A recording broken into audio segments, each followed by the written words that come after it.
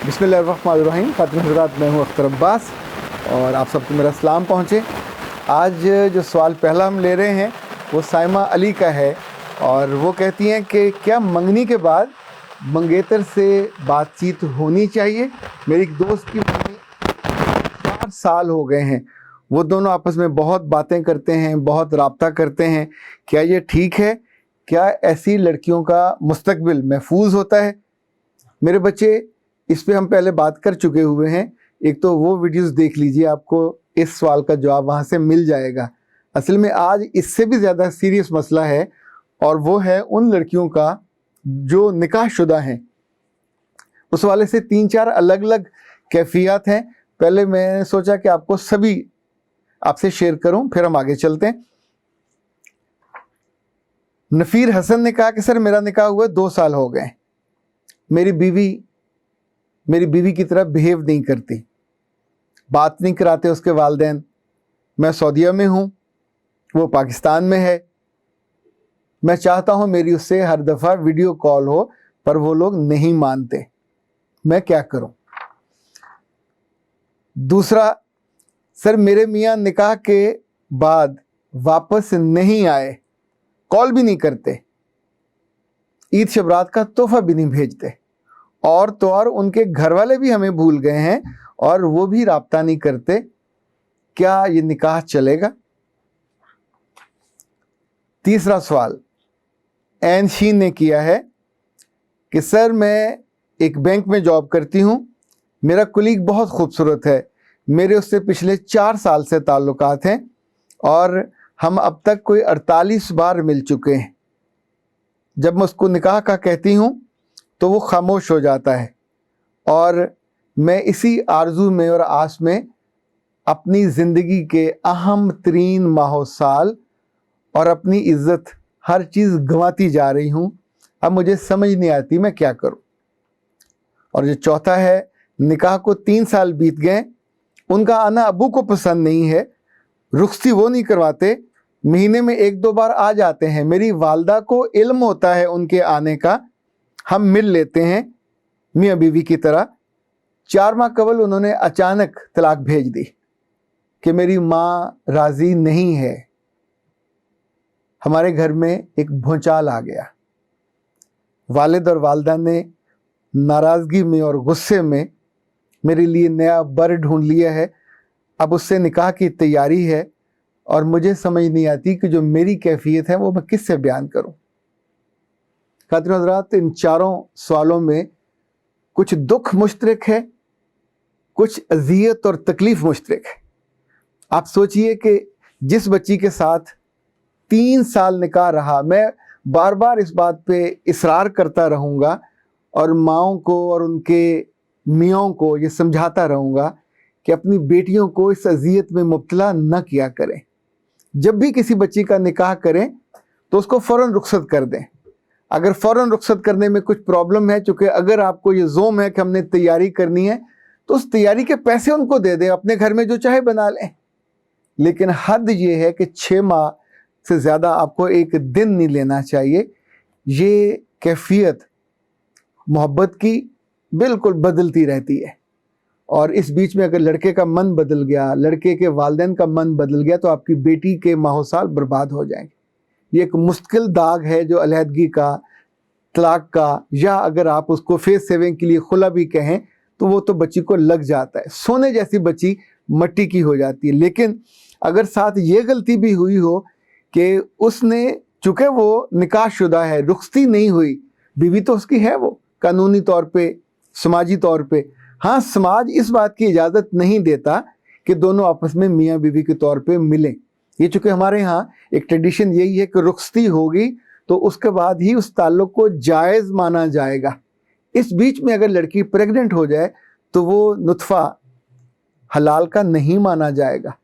ना लड़की उसकी वजाहत कर पाएगी, ना लड़की के ख़ानदान वाले, और ना लड़के वाले मानेंगे जिनका वो है। सो इस अजाब में पड़ने की बजाय बेहतर ये कि उससे एहतियात कर ली जाए। अब ये साहब 3 बरस तक अपने ससुराल में बीवी से मिलने जाते रहे। उनके अब्बा समझदार थे, वो डांटते थे, तो जब वो घर नहीं होते थे उस वक्त वो साहब आते थे तो तब सास मुरव्वत में मिलने देती होगी। 2.5-3 साल ये ताल्लुकात रहे।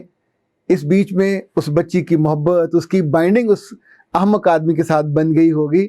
वो अपना फ़ायदा पूरा उठाता रहा और फिर एक दिन अपनी माँ के कहने पे अल्लाह जाने क्या लड़की की शक्ल बदल गई थी, लड़की का ख़ानदान बदल गया था, या क्या हुआ, या जो असल वजह बीच में से निकलेगी कि लड़की वालों ने कोई प्रोटोकॉल नहीं दिया होगा, कोई तोहफे ताइफ नहीं भेजे होंगे, तो लड़के की माँ बदल गई और उसने उस बच्ची की ज़िंदगी बर्बाद करके रख दी। उस लड़के को शायद कोई सज़ा ना मिले, लेकिन इस बच्ची का तो ज़हनी तौर पे जो बुरा हाल है, आप उसका तसव्वुर कीजिए। वो नई शादी के लिए उसके वालिदैन तैयार हैं, शादी के दिन रखे गए हैं, और वो सोचती है, और मुझसे 2 दफ़ा वो रब्ता कर चुकी है कि मेरी इस अज़ियत का, इस तकलीफ़ का मैं एक झूठ के साथ वहाँ जाऊँगी, वो मुझको बाकरा समझ रहे होंगे, वो मुझको एक ऐसी बच्ची जो अनटच्ड है वो समझ रहे होंगे, जबकि मैं 3 साल तक I was behaving and living like a wife. खातिन हज़रात, जो पहले 2 सवाल थे कि लड़के का और एक लड़की का, वो भी बरसों के हैं कि 3 साल हो गए, 2 साल हो गए, मियाँ बाहर है, खातून यहाँ है, मियाँ बाहर है, और वो तवक्को कर रहा है। और घर वाले, ज़ाहिर है आप लड़की के घर वाले भी कॉन्शियस होंगे, कुछ जगहों पे जहाँ माएँ समझदार होती हैं, उन्होंने इंसानों के तजर्बों से इंसान सीखता है कि बुरे बुरे जब तजर्बे होते हैं तो लड़के के चाहने के बावजूद वो उसको अलाउ नहीं कर रहे। मेरा नहीं ख्याल उन्हें अलाउ करना चाहिए, नहीं करना चाहिए। इसी तौर पे जहाँ लड़का बाहर है और वो भी मुमकिन है मायूस हो गया हो, उसका दिल न करता हो, चूँकि बाइंडिंग बन ही नहीं रही, कोई उम्मीद नज़र नहीं आती। लड़के के वालिदैन निकाह के बाद आमतौर पे भूल जाते हैं, उन्हें लड़के का टोटल बेनिफिट मिल रहा होता है, उसकी टोटल तनख्वाह, कुल्लुहुम तवज्जो, वो उसमें से बांटने के लिए तैयार नहीं होते। सो कई बरस गुजर जाते हैं, लड़की का दिल, उसका जिस्म, उसकी रूह, हर चीज़ ढलने लग जाती है, और तब जाके लेने आते हैं। तब तक तो सारे अरमानों पे भी पानी पड़ जाता है। इनफैक्ट ये जो जुल्म होता है, जितना लंबा अरसा गुजरेगा, कुछ भी ऐसी कॉम्प्लिकेशन हो सकती है जो आपने नहीं सोची होती। इसलिए याद रखिएगा, इंसान की जो नफसानी ज़रूरतें हैं, ये पूरा होने के लिए कोई ना कोई रास्ता निकालती हैं। चाहे वो वीडियो कॉलिंग पे निकालें, चाहे वो आते जाते कहीं मिलते हुए निकालें, चाहे वो किसी बहाने से बाहर बुला के निकालें।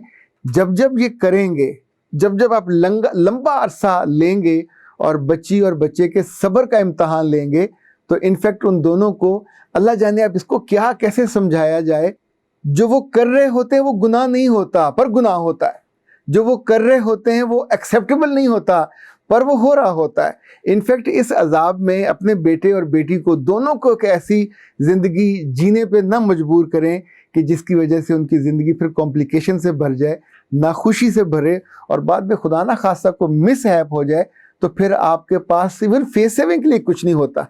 और वो बच्ची कि जो निकाह की आस में सब कुछ लुटा रही है, बेटा जी आपकी हालत काबिल रहम है। एक गलती के बाद दूसरी गलती, दूसरी के बाद तीसरी गलती, अमलन आप एक ना तो महबूबा हो और ना उसकी मुतवक्को बीवी हो, अमलन आप अपने खर्चे पे खुद ही उसकी रखेल का जो किरदार है वो अदा कर रहे हो, कीप के तौर पे आप उसके साथ रह रहे हो। उसको जब ज़रूरत होती है आपको बुला लेता है, आप उसकी ज़रूरत पूरी करके आ जाते हैं, तू कौन मैं कौन। इस पूरे ताल्लुक़ की बुनियाद एक धोखा है, नफसानी ख्वाहिश है, शहवत है। आप दोनों अंदर से जानते हो कि ये ताल्लुक़ नहीं निभ पाएगा, उसको आपकी आदत हो गई, आपको उसकी आदत हो गई है। नाफरमानी में इट हैपन्स, जब दोनों को थोड़ा मज़ा आ रहा हो और आपको ये फील हो रहा हो कि शायद इससे मेरी बात बन जाए और इसके साथ मेरा ताल्लुक़ बन जाए, आप दुनिया की वो आखिरी लड़की होगी जिसके साथ वो निकाह कर सकता है, इसलिए कि उसने आपका इस्तेमाल मुफ्त में, बिना किसी खर्चे के, बिना किसी ताल्लुक़ के किया। आप एक बेवक़्त वजूद हो जो उसकी एक कॉल का मार है, जो उसकी एक बुलाने की मार भी नहीं सह सकता।